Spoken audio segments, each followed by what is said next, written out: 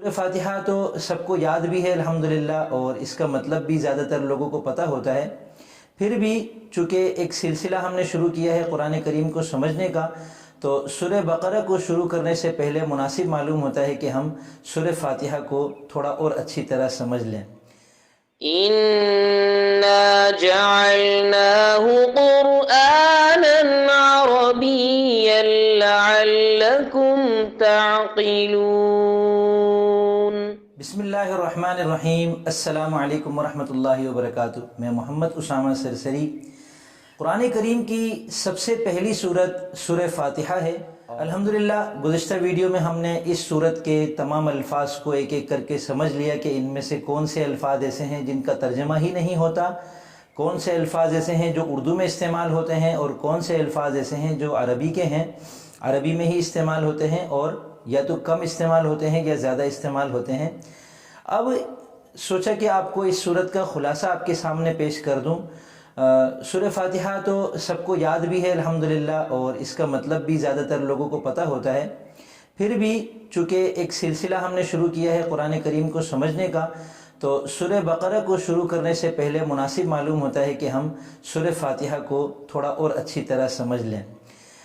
اس صورت میں اللہ تعالیٰ نے ہمیں اپنے سے دعا مانگنے کا طریقہ سکھایا ہے، اور اللہ تعالیٰ نے ایک دعا خود ہم کو تیار کر کے دی ہے کہ اہدنا الصراط المستقیم، ہم اللہ تعالیٰ سے کہیں اے اللہ تو ہمیں ایسا راستہ دکھا جو بالکل سیدھا ہو، ٹیڑھا نہ ہو، ان لوگوں کا راستہ ہو جن پر تو نے انعام کیا، اور ان لوگوں کا نہ ہو جن سے تو ناراض ہوا، جن پر تیرا غضب ہوا، جو گمراہی کے راستے پہ چل پڑے، جو راستے سے بھٹک گئے، سیدھے راستے پر نہ ٹھہر سکے، سیدھے راستے پر نہ چل سکے۔ لیکن اس صورت میں اللہ تعالیٰ نے ہمیں یہ بھی سکھایا کہ جب ہم اللہ تعالیٰ سے کوئی دعا مانگے تو اس میں پہلے ہم اللہ تعالیٰ کی تعریف کریں، اس کی صفات بیان کریں، اس کی صفات کا اقرار کریں، اس کے حقیقی مالک ہونے کا اقرار کریں، اور اللہ تعالیٰ سے یہ وعدہ کریں کہ ہم جو ہے نا وہ عبادت بھی تیری ہی کریں گے، اور مدد بھی حقیقی طور پر تجھی سے مانگیں گے، اور ہم اس بات کو دل سے یقین کریں گے اس بات کا کہ ہماری جو مدد کرنے والی ذات ہے وہ اصلاً ذات تیری ہے۔ اگر کوئی اور بظاہر ہماری مدد کر بھی رہا ہو تو وہ اس کے پیچھے بھی حکم، امر، اجازت، اذن سب کچھ تیرا ہی ہوتا ہے۔ تو سب سے پہلے ہم سے کہلوایا گیا بسم اللہ الرحمن الرحیم، کہ اللہ کے نام سے ہم شروع کرتے ہیں جو کہ رحمان الرحیم ہیں۔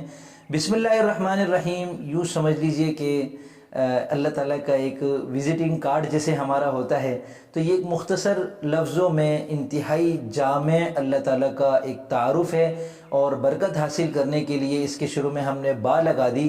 تو اب ہم اللہ تعالیٰ کے بابرکت نام، اور جو کہ اللہ ہے، اور اس کی زبردست قسم کی دو صفات رحمان اور رحیم کا واسطہ دے کر ہم اس کی ساری برکتیں اپنے ہر کام کے اندر سمیٹ لیتے ہیں۔ تو جب ہم اللہ تعالیٰ سے دعا مانگ رہے ہیں اہدنا الصراط المستقیم، تو اس سے پہلے بھی ہم نے بسم اللہ الرحمن الرحیم پڑھ لی۔ یہاں ہم کو یہ سبق دیا گیا کہ ہم اپنی زندگی میں جتنے بھی کام کریں تو شروع میں ہم بسم اللہ الرحمن الرحیم کو ضرور پڑھ لیں، اور ہر کام کو اللہ تعالیٰ کے نام سے ہم شروع کرنے والے بن جائیں۔ یہ ایک زبردست قسم کا ہم کو سورہ فاتحہ سے سبق دیا گیا کہ دعا جیسی چیز کو بھی مانگنے کے لیے پہلے اللہ تعالیٰ کا نام لے لیا جائے، تاکہ جتنی ہماری گناہوں کی نحوستیں ہیں، جتنی شیطان کے مکر و فریب کی نحوستیں ہیں، ظلمتیں ہیں، وہ سب دور ہو جائیں، اور ایک روشنی کا سفر شروع ہو جائے اللہ تعالیٰ کے پاکیزہ نام کی برکت سے۔ ماحول، جگہ، دل، روح، جسم سب کچھ پاکیزہ ہو جائے، تاکہ ہم اس قابل ہو جائیں کہ ہم اللہ تعالیٰ سے کچھ مانگ سکیں، اور اس مانگنے سے پہلے ہمیں اللہ تعالیٰ سے باتیں کرنی ہیں۔ وہ باتیں کیا ہیں؟ الحمدللہ رب العالمین، الرحمن الرحیم، مالک یوم الدین، ایاک نعبد و ایاک نستعین۔ یہ چار باتیں کرنے کے بعد ہم مدعا پر آتے ہیں اہدنا الصراط المستقیم۔ تو یہ چار باتیں کیا ہیں؟ سب سے پہلے نمبر پر ہم نے کہا الحمدللہ رب العالمین، تمام تعریفیں اللہ تعالیٰ کے لیے ہیں۔ یعنی ہم اس بات کا اقرار کرتے ہیں کہ کائنات کے اندر جتنی بھی خوبیاں ہیں، جتنی بھی قابل تعریف چیزیں ہیں، در حقیقت تعریف اللہ تعالیٰ کی ہے، کیونکہ مصور اور اس پوری کائنات کا جو ڈیزائنر ہے وہ صرف اور صرف اللہ ہے۔ یہ پورا جہان اس نے ایک ڈیزائن تیار کیا ہے، اس کے اندر شیطان بھی ہے، اس کے اندر انبیاء بھی ہیں، اس میں جنت بھی ہے، اس میں جہنم بھی ہے، اس میں نیک لوگ بھی ہیں، اس میں برے لوگ بھی ہیں، اس میں نیکیاں بھی ہیں، اس میں بدیاں بھی ہیں، اس میں ظالم بھی ہیں، اس میں مظلوم بھی ہیں، اس میں سست لوگ بھی ہیں، اس میں کام کرنے والے چست لوگ بھی ہیں، اس کے اندر ہر طرح کی چیزیں ہیں، ہر طرح کے لوگ ہیں، ہر طرح کی صفات ہیں، ہر طرح کا رد عمل ہے۔ تو یہ ساری کی ساری جو کائنات بنائی گئی ہے، اس کو بنانے والا جو ہے، تو اب اس پوری کائنات میں جو بھی اچھی چیز ہم دیکھتے ہیں، جو بھی کسی کی خوبی دیکھتے ہیں، جو بھی اچھا کام دیکھتے ہیں، تعریف کرنے کا دل چاہے تو اس تعریف کا اصل حقدار اللہ رب العزت کی ذات ہے۔ الحمد، تمام تعریفیں للہ، اللہ کے لیے ہیں۔ اب اللہ کون ہے، اللہ تعالیٰ کیسے ہیں، تو اس میں ہم سب سے پہلے اس کی پہلی صفت بیان کرتے ہیں، رب العالمین ہے۔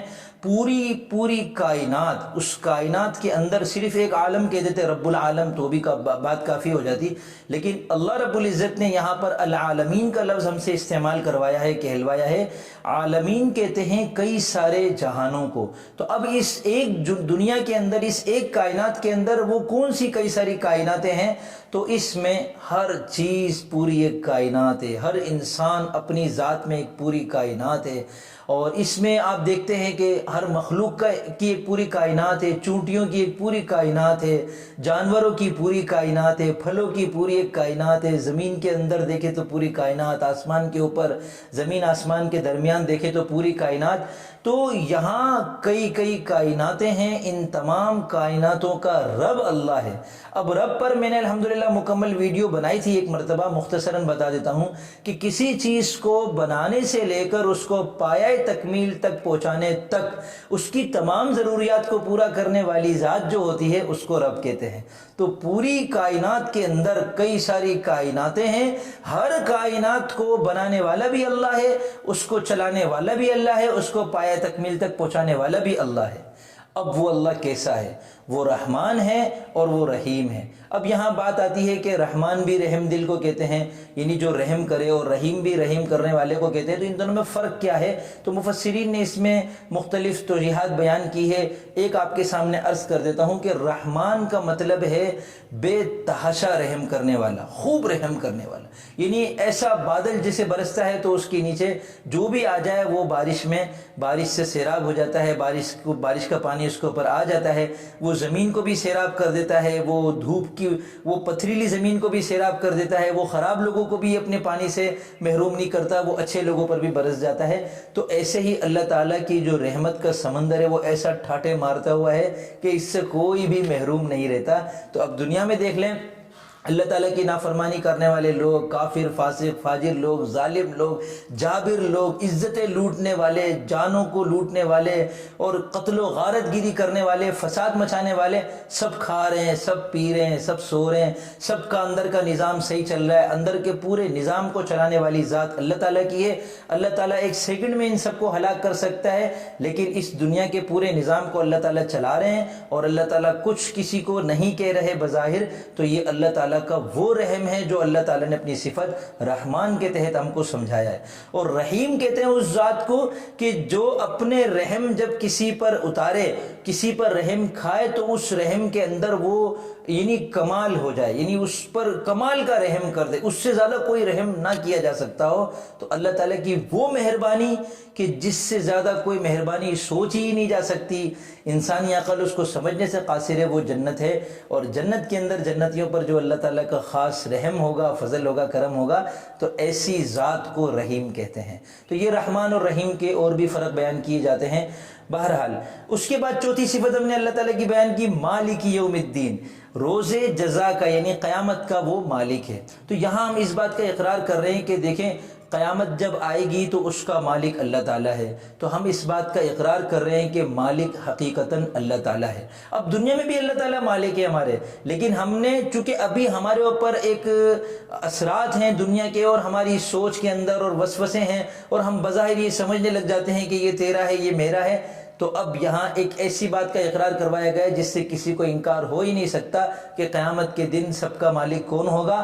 مالک حقیقی اللہ تعالیٰ ہوگا۔ تو دنیا میں بھی اللہ تعالیٰ مالک ہے، تو اس کی مالکیت کو ہم جب تصور کرنے لگ جائیں، اور مالک بھی اس دن کا کہ جو سب سے عظیم دن ہے، اور اس پوری کائنات جب اس کے بعد جو پورا ایک سلسلہ ہے، اس نہ ختم ہونے والے سلسلے کا جو مالک ہے، تو اس کی مالکیت کا اعلیٰ ترین تصور ہمارے دماغ میں قائم ہو گیا۔ اس کے بعد پھر ہم اللہ تعالیٰ سے کہتے ہیں کہ اے اللہ، ہم عبادت بھی تیری ہی کریں گے۔ بندگی کا کیا مطلب ہے؟ عبدیت یہ ہے کہ ہم پوری زندگی اللہ تعالیٰ کے حکم کے مطابق گزاریں۔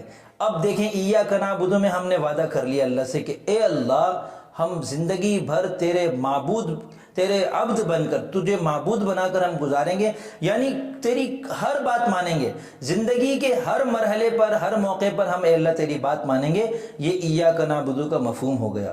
اور اس مانگنے میں جو ہمیں مسائل پیش آئیں گے، ہمیں روزگار کے مسائل لگے ہوئے ہیں، صحت کے مسائل لگے ہوئے ہیں، آس پاس کے اور دیگر مسائل لگے ہوئے ہیں، تو اے اللہ، اگر ہم بظاہر ایک دوسرے سے مدد لے بھی رہے ہوں گے تو توجہ ہماری تیری طرف ہوگی۔ ایاک نستعین، مدد صرف اے اللہ تجھی سے مانگیں گے۔ تو پھر اس کے بعد چونکہ تجھی سے مانگنا ہے، چونکہ تیری ہی ماننی ہے، تو اے اللہ اب ہم تجھ سے مانگتے ہیں، ایاک نستعین پر عمل کرتے ہوئے اہدنا الصراط المستقیم کہتے ہیں تاکہ ایاک نعبد پر عمل ہو سکے۔ ایاک نستعین پر عمل کرتے ہوئے ہم اہدنا الصراط المستقیم کہہ رہے ہیں تاکہ ایاک نعبد پر ہمارا عمل ہو سکے۔ پھر آگے جو صراط مستقیم کی تشریح پر پوری صورت ختم ہوتی ہے کہ ان لوگوں کا راستہ جن پر تو نے انعام کیا۔ اب کن لوگوں پر انعام کیا؟ خود قرآن کریم میں اللہ تعالیٰ نے آگے چل کر ایک آیت کے اندر 4 قسم کے لوگ بتائیں، انبیاء، صدیقین، شہداء اور صالحین۔ یہ 4 قسم کے لوگ ایسے ہیں کہ جن پر اللہ تعالیٰ کا خاص انعام ہوا۔ وہ خاص انعام کیا ہے؟ وہ خاص انعام ہے وَحَسُنَ أُولَٰئِكَ رَفِيقًا، کہ کتنے اچھے یہ دوست ہیں، اور دوست کس کے ہیں؟ اللہ تعالیٰ کے ہیں۔ تو جنت میں ایک محفل سجنے والی ہے دوستوں کی، اور ان دوستوں کو بنانے والی ذات اللہ تعالیٰ کی ہے، اور وہ دوست 4 قسم کے ہیں، انبیاء، صدیقین، شہداء اور صالحین۔ تو اے اللہ، تو ہم پر انعام نازل کر اور ہمیں ان لوگوں میں شامل کر، اور اپنی بہترین گیدرنگ کے اندر جو قیامت کے دن جو جنت میں سجنے والی ہے اس کا ہمیں حصہ بنا دے۔ ہمیں ان لوگوں میں سے نہ بنا المغضوب علیہم، جن پر تیرا غضب نازل ہوا، اور نہ ان لوگوں میں سے بنا جو دانستہ نادانستہ طور پر گمراہی کے راستے پر چل پڑے۔ آج ہم دیکھتے ہیں کہ اختلافات کی بھرمار ہے، ساری کائنات کے اندر نظریات تقسیم ہوئے ہوئے ہیں، اسلام ہے، غیر مسلمین ہیں، پھر اسلام کے اندر فرقے بنے ہوئے ہیں، دیوبندی، بریلوی، اہل حدیث، پھر اور چھوٹے چھوٹے گروپ بھی بن گئے ہیں، پھر ان کے اندر بھی ذیلی گروپ کئی سارے بنے ہوئے ہیں۔ سیاسی اعتبار سے ہم ٹوٹے ہوئے ہیں، پوری انسانیت کے اعتبار سے بات کر رہا ہوں۔ تو اب اے اللہ، ان میں سے ہمیں ان لوگوں میں شامل فرما کہ جو سیدھے راستے پر چل رہے۔ اہدنا الصراط المستقیم، اگر ہم اس کو اس سوچ کے ساتھ، اس استحضار کے ساتھ پڑھتے رہیں، نماز کے اندر بھی، نماز کے باہر بھی، تو یہ ہو نہیں سکتا کہ اللہ تعالیٰ اپنا خاص فضل فرما کر ہمیں سیدھے راستے پر قائم نہ رکھے۔ اگر طلب صادق ہو، اللہ سے مانگا جا رہا ہو، وہ ذات ہے کہ جس نے سیدھا راستہ بنایا اور جس نے ٹیڑھا راستہ بنایا، تو یہ، اور دعا بھی اسی نے بتائی سیدھا راستے پر چلنے کی، کہ ہم اس نے خود کہا کہ مجھ سے مانگو، تو جب ہم اس سے مانگ رہے اور دینے والا بھی وہ سب سے بڑا ہے، تو یہ کیسے ممکن ہے کہ وہ ہمیں سیدھے راستے پر نہ چلائے؟ پھر چاہے وہ دعا مانگنے والا یہودی ہو، چاہے عیسائی ہو، چاہے ہندو ہو، چاہے کسی فرقے کا ہو، کسی مسلک کا ہو، جب وہ دل کی گہرائی سے اور دل میں آنکھیں جو جھکا کر اور اپنے دل کی طرف متوجہ ہو کر اور اپنے بنانے والے کو تصور کر کے یہ بولے کہ اے مجھے بنانے والے، مجھے سیدھے راستے پر چلا، مجھے اس راستے پر چلا کہ جو تجھے پسند ہے اور جو تیرے نیکوکاروں کا ہے، تو یہ ہو نہیں سکتا کہ اسے ہدایت نہ ملے۔ ہدایت 100% اسے ملے گی۔ وہ ہدایت کیا ہے؟ وہ پورا قرآن کریم ہے۔ تو سورہ فاتحہ کے اندر ہم نے اہدنا الصراط المستقیم کی دعا مانگی۔ وہ صراط مستقیم کیا ہے؟ الف لام سے لے کر الناس تک صراط مستقیم ہے۔